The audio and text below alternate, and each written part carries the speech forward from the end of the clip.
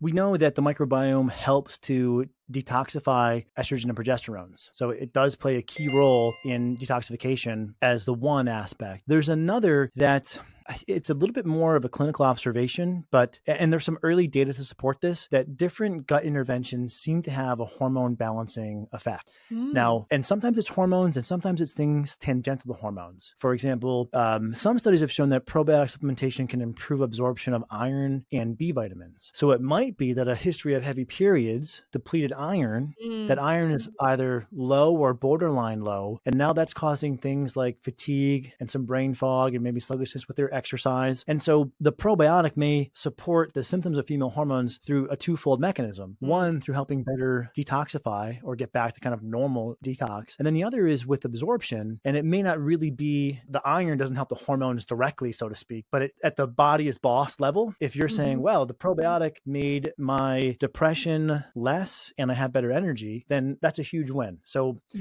what's happening is probably multifold. Part of it is the impact that the intestinal bacteria have on conjugation of hormones and detoxification of hormones. But then there's this other facet that's probably multifactorial, one of which might be nutrient absorption that also seems to improve symptoms. And this is a thing that to me is super clear. And even when I was writing Healthy Gut, Healthy You, even though the book's all about, as the title suggests, gut health, there was a chapter on female hormones because I had seen such an interplay and such a connection between women coming in, men also, but different category, women coming in with digestive symptoms and then also female hormone symptoms. And the female hormone symptoms so routinely improved from the gut care, I wanted to call that out for women so that they could understand the importance of this component to their hormonal health. Oh my God, I love that. So let me put it in real applicable terms. If I get on HRT because my estrogen is low, but I've been on 18 rounds of antibiotics and multiple steroids and my gut and eating horribly, my gut's a hot mess. Is that enough just to supplement with HRT, or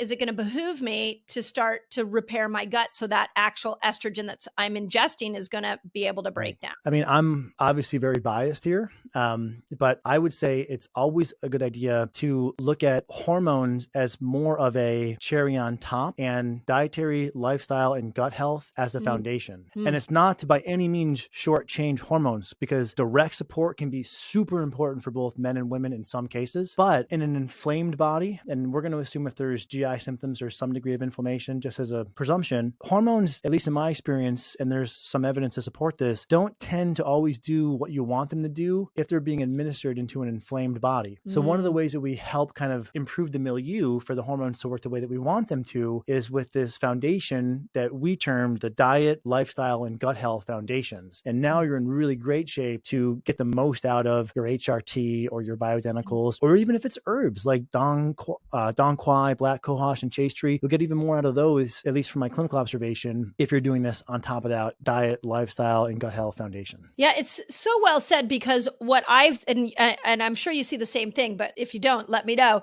that it's really, we very much want to reach for the pill. And at some point, it's like, well, I don't do medication, but I do supplements. So they come to doctors like you and me, and they're like, well, give me the Dong Quai, give me the maca, give me the thing that's going to help my hormones. But we don't want to do the work with the lifestyle, because that's a lot harder. Yeah. So what I just heard you say is like, you can reach for those supplements, but they're not going to be as effective until you do the work. Yes. And this is also, I think, tying in with one of your earlier points of kind of getting that initial small win. And this is kind of the art of healthcare, where maybe someone does need the hormones earlier to give them a boost, but then the clinician's going to redirect them toward, okay, now we got to start exercising, right? Because we got you a little boost with the hormones, but we don't want to keep stacking on top of, we don't want to hormone our way out of all your problems. As soon as you're at a point where you're not depressed and you have enough energy to do those healthy foundational behaviors, let's get into those. So, sometimes we can invert the model to meet the individual, but I think as long as big picture, we get the balance right, then we'll be,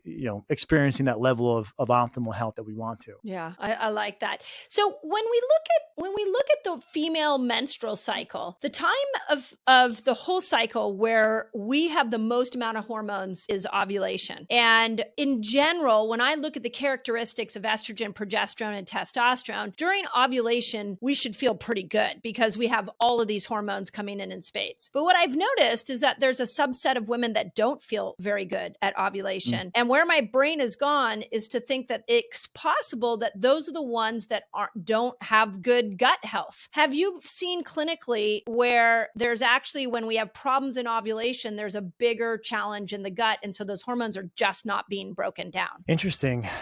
Yeah, offhand, I can't say I've made that direct connection, but one of the things that we do look for is a history of painful menstruation. And sometimes this goes back to when they were first menstruating in their teens and they had kind of like doubled over intense pain. Maybe they've been in the ER for a few times because of that. And then oftentimes they've been on birth control for many years and we're seeing them much later, but we make a note of that because that can be an indication for endometriosis. And in some cases, let's say if there's non-responsive constipation, we're thinking there may be excess endometrial tissue that's interfering with the intestinal lumen and stool passage. So I know it's not directly answering your question. I can't say to that question. I have a tight observation, but very painful periods, that's one of the things we'll make a note in their chart. And if we go through the diet, the lifestyle, the gut health recommendations, and some symptoms are improving, but there's still others that aren't, we might refer out for an evaluation for endometriosis in that case.